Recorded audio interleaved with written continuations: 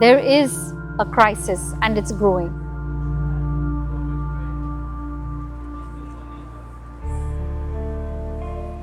The youth are not able to regulate their emotions.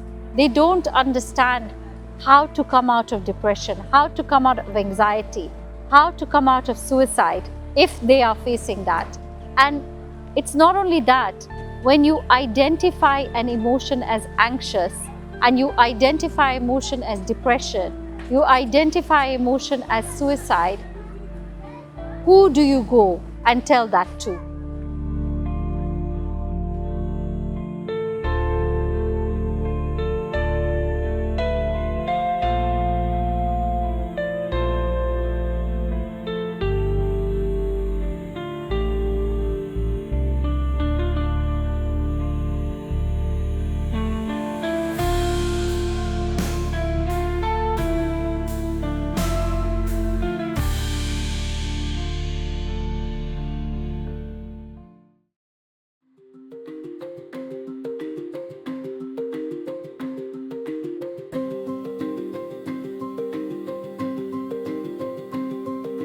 Kibera slum is one of the largest informal settlements in the whole of Africa. We are about 1 million people in this slum. 70% of the population here is for young people. Life here is not as easy as people think. The rate of drugs and substance abuse is also really high. There are many cases of gender-based violence that are reported every day. Many cases of sexual gender-based violence too. Rape cases, defilement, sodomy, and things like that. We have testimonies of children who, cannot remember the last day they actually had a good meal.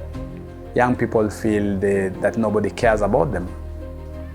My name is Ben Oko. I am the firstborn of a family of 13 from 3 mothers. My dad was polygamous. So we lived all together as a family, born and brought up here in Kibera.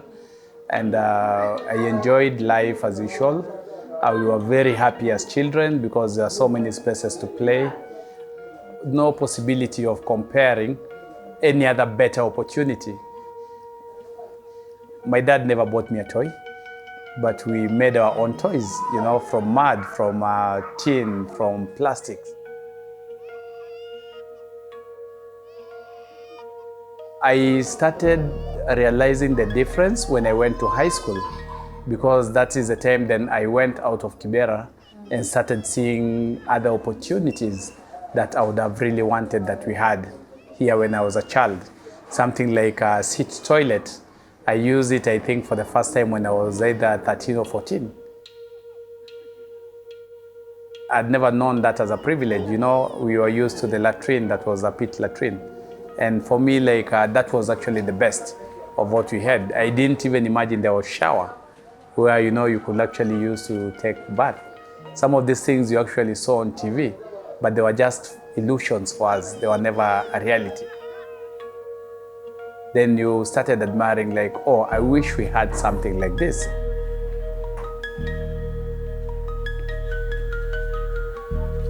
We started smoking at a very young age. I started smoking marijuana at about 9 years of age. A lot of our young friends also went into petty crime, petty theft. Some of them got killed, others went to jail. We are turning into each other and killing each other, inciting each other, fighting each other over nothing.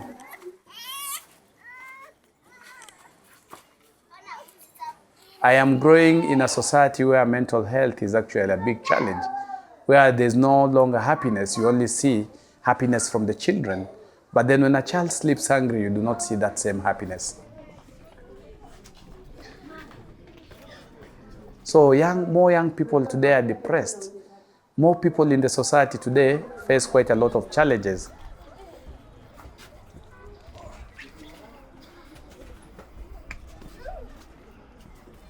My name is Lukunga Jeremy, street name Santiago. I'm from Kibera, raised by a single mother, never seen my dad. Life has not been easy ever since. I was worthless. In the year 2008, I was forced to walk out of the street because of how life was, how we lacked food at home, how mom used to struggle. The only option I had is to walk out of the street. I used bang, I used alcohol, cocaine, glue, just forced to eat because we were displaced, because we lacked to pay rent and everything. Where's my dad? Where is he when I'm struggling? Where was my mom when I was in the street? We have the perception that then what will our neighbors say to our mother? Will they say that our mother is not worth to have us, feed us?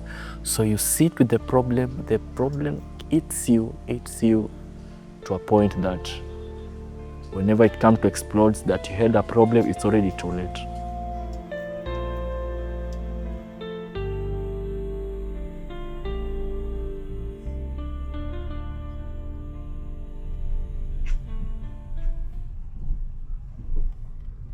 Depression is real in this country, in this village, everywhere here around the city. My name is Derek Haji. I'm a youth of Kibagare. Unemployed, but trying my best to reach out to my goals. I didn't manage to finish studies. Yeah, I just get out of secondary school and jump into streets just to get my daily bread. I had those suicidal thoughts like, I'm just lonely here, what am I doing on this planet? I'm from poor family, so how am I gonna manage?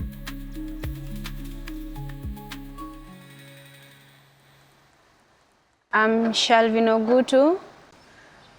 Because of depression, my lifestyle was not good, yes. So I had to hustle, yes. Even sometimes I got a boyfriend. It was when I was 16. You know, I was stressed because of my family, so he was using me because I needed the money. But I was just trying. Sometimes there was a day where I wanted to commit suicide. I had no one.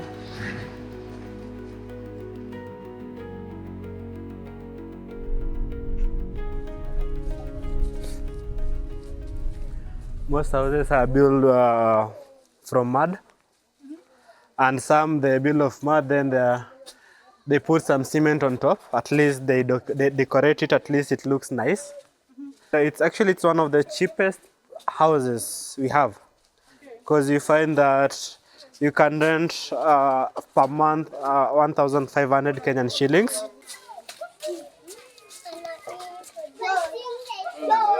One thing about Kibra, and actually the community itself, it's one of the most warm welcoming people we have. So that's why whenever you walk, that's why they're calling you Mzungu, Mzungu, Mzungu. Like they're happy, and they normally love to receive guests. So whenever you are new to some place, they'll always be happy to see you. They'll also be happy to host you. They'll treat you as one of their own, as a family. So whenever you live with them, whenever you talk with them, whenever you interact with them, they interact with you in a fun way. That's why you see most of the kids trying to follow you around, trying to follow us around, because they see someone new and they love seeing someone new, and they also welcome genuinely, with pure love, with pure happiness. They don't fake anything at all. My name is Bonfas Gishuhe. I'm a community leader in Kibera. I'm also a beneficiary and also a trainer at Art of Living. I normally say it's a university of life, because if you pass through Kibera, you can survive anywhere in the world. I lost my mom a week after I joined high school. I was about 15 years old. I had to battle drug addiction. Finding drugs, finding alcohol, finding marijuana, weed, it's very easy. You can go to a random shop and buy weed. I had feelings, I had these emotions that I could not explain.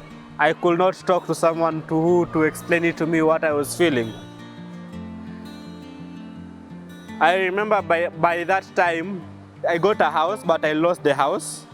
I got a job, but I lost the job because of the depression. I didn't know what I was feeling. The more I pushed, the more I get repelled by the universe. That's how I felt. So I felt like I was fighting against the world. So I decided, like, you know what, I'm going to end my life. So I went home that day. I bought a razor. I bought weed. And I decided, you know what, I'd rather die when I'm high so that at least I don't feel the pain. So I made 3 marks on my left arm. It was the first time I've ever harmed myself. To be honest, it felt good. Then I decided to smoke weed. Then I end my life. Something funny happened. When I smoked weed, I slept.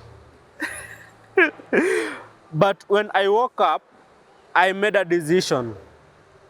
I'm not going through this again. It's not something you can go to somebody and say, hey, guess what? In a normal conversation, I'm depressed, I'm thinking about suicide, this is what I'm going to do. Nobody will accept it so easily. So there is always a hesitancy. So these trends are growing. Every group that we're interacting with are sharing how anxious they are sharing how they feel, are sharing that they know somebody who's going through depression, or they know a family member who may have been talking about suicide. You need to be able to express it. You need to be able to tell somebody.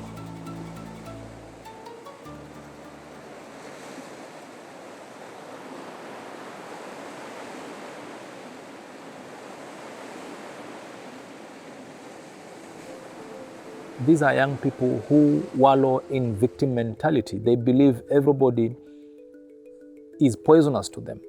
They are very suspicious. They believe that they are put in a corner, that every other person is an enemy. They have been laced with vengeance. So in that state of mind, if you just place an opportunity in their hands, they'll be suspicious that you are just baiting them so that you can hurt them later. That's the difference between giving a foundation of mental health first before other livelihood opportunities, and not doing the mental health foundation and just going straight to give the livelihood opportunities. Jambo, my name is Mohammed Ali Machausa, co-founder and executive director of Samba Sports with Agenda. I was born in the village. I never had breakfast in the morning, and I still had to go to school. I never had lunch.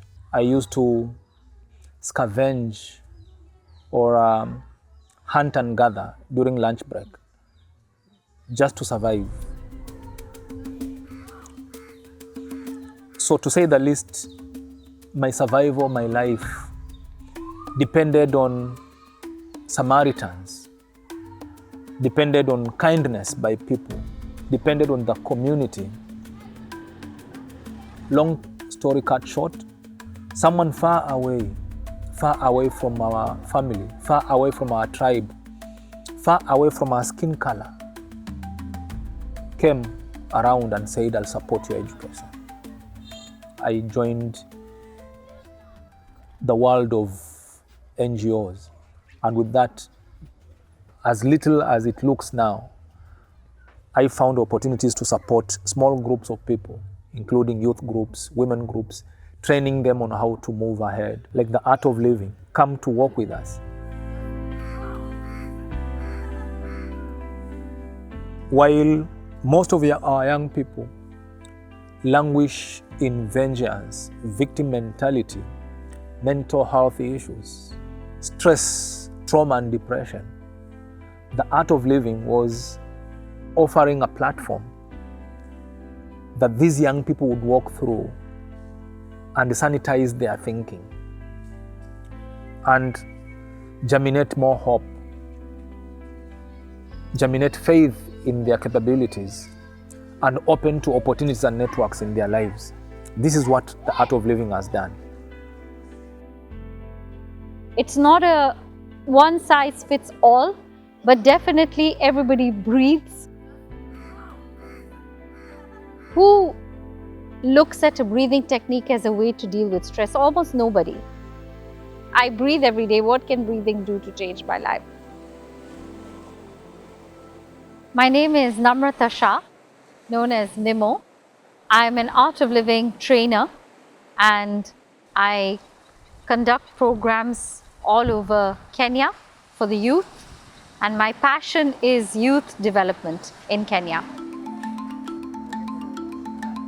I was very young when I did the program. If I look back and I see how I evolved or how I became as a person, and if I try to put the pieces together, I can see that whatever I learned on that program had a huge impact on my life.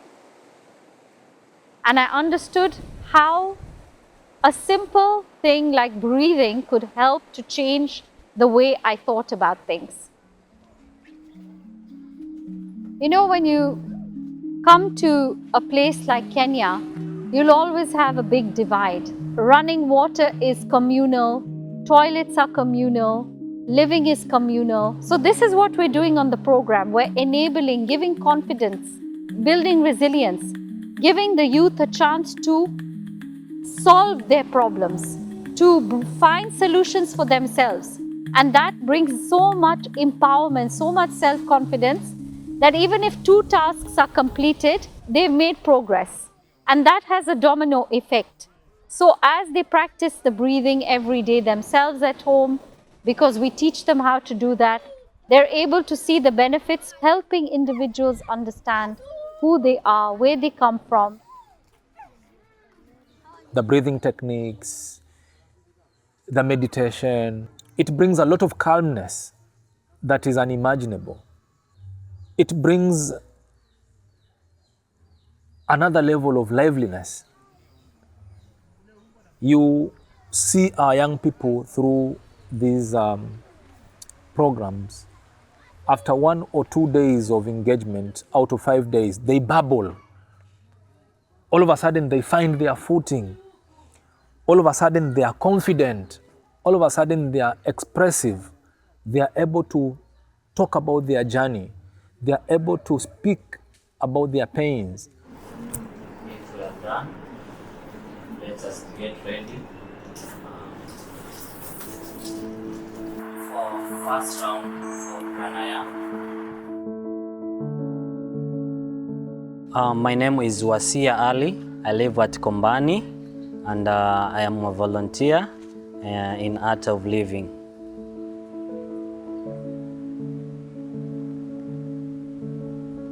I grew up in a poor background, for sure, because I have no one who took care about me the time my fathers and mother passed away.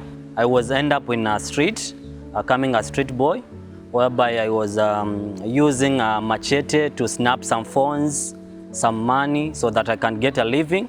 There was someone who can, I can put a machete on your neck and tell you I want your phone so that I can sell it and get something. I'm a person whereby I can just see good flowers and cut off. I was just a person who cannot control my anger. But for now, I'm a person who I always want to keep smiles to another one. So I'm a person whereby when I see some kids or some youth, I just want them to be happy. So many youth come and we learn together, we teach others about breathings, about exercise, and about words from Gurudev Shri Shri Ravi Shankar. For now, we have 32 youth, whereby they come to our follow-ups. Just put on my Bluetooth speaker, I put a meditation, and I really feel relaxed. I really feel that I am a person how I don't blame any other people because of what I am.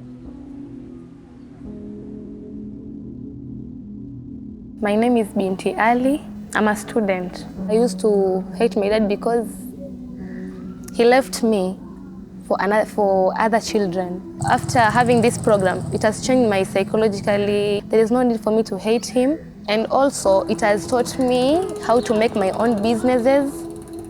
Yes, so I have my own businesses. I'm a hairdresser. Wow. And leave alone being a hairdresser, I'm raising my own chicks. Yeah, so I'm earning money from that.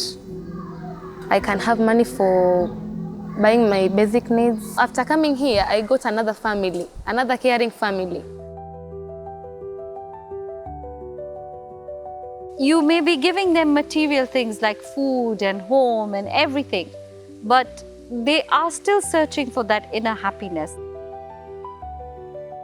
We have observed programs being run to young people, especially youth out of school, that have not integrated mental health. And we have seen disaster. We have seen failure. We have seen waste of resources. Most people who wants to help you, who have they want to help you, they have to use you first. I went to a certain organization, and I won't mention the person, I won't mention the name. I talked to the person about my situation at home.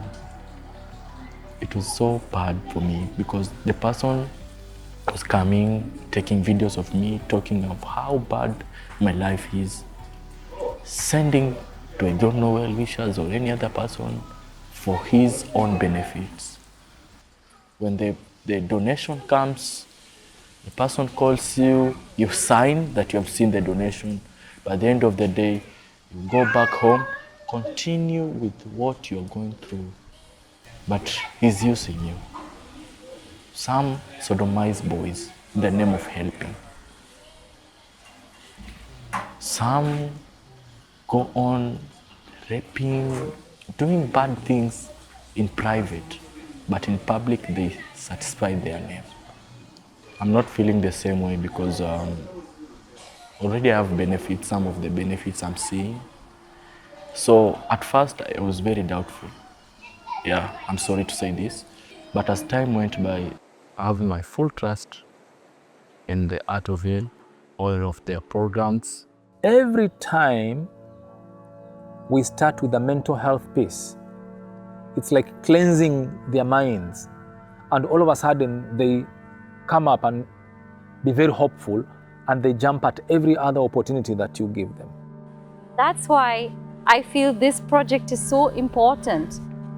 It was developed and created by Gurudev Sri Ravi Shankar, who is the ambassador and globally renowned humanitarian, and taking his vision of creating a healthy, happy world, create the same in Kenya for a healthy, happy Kenya, to build a vision where the youth, where individuals, where children are able to understand their emotions, they're able to access something called inner peace and make that a part of their home, a part of their society.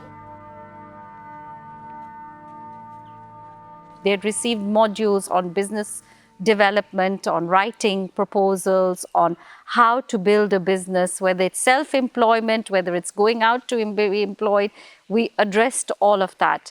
And after a couple of months, I found the youth sending me handwritten proposals, telling me what they felt they could do within their area. It's also about reaching them at a level where they matter, where you say to them that you matter. you are part of this humanity or part of this society. You can do something, you know, and that itself is such a big boost for someone. I realize it's not even about your country of origin, but the question is it impactful to your life? And then it was more of a misconception where we are being told it is a cult. And since Indians worship some idols, it's not beneficial to you. They are going to lure you in to worship. But I came to realize is, regardless of your religion, regardless of where you come from, whether you have a religion or you don't, whether you are pagan, you are atheist or not, it's something about humans. It's something that's impactful to humans. If you learn just a little bit about who you are, about how your emotions work, and of course, through the breathing process that we talked about, you would be able to understand so much about the problem. You'd be able to develop a way forward. And this education has become much more important than the education we're giving the youth today.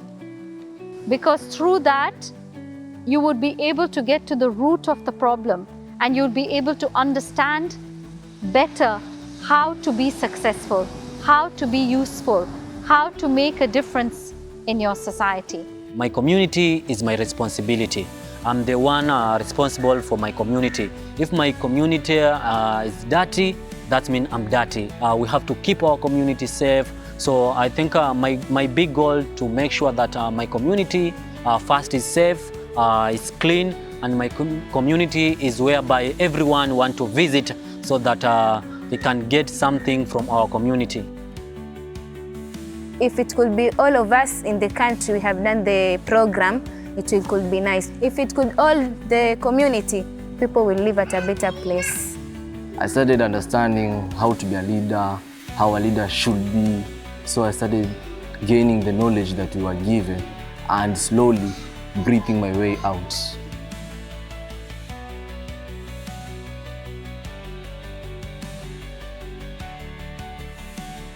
We are living in a community that someone to take your life is not a big deal. But when you have gone through all courses, you will know how to control yourself, and that's the medicine to mental health. It's about us versus us, and we just need us ourselves to save us. First is mental health, about yourself. Food will come. I always say that food will come, and you can't live with food only. Meditation is somehow, current life, it's like a basic need. You just need it as you need food, as you need shelter, as you need clothes. Yeah, actually, that's where I'm heading. It's the same as daily food. It feels like a huge burden lifted out of your body or your heart. It's like an inundated pain in your chest that gets lifted gradually through this model. If we start with the youth and they take this forward, this vision forward, that happiness can happen in society, definitely. Yeah.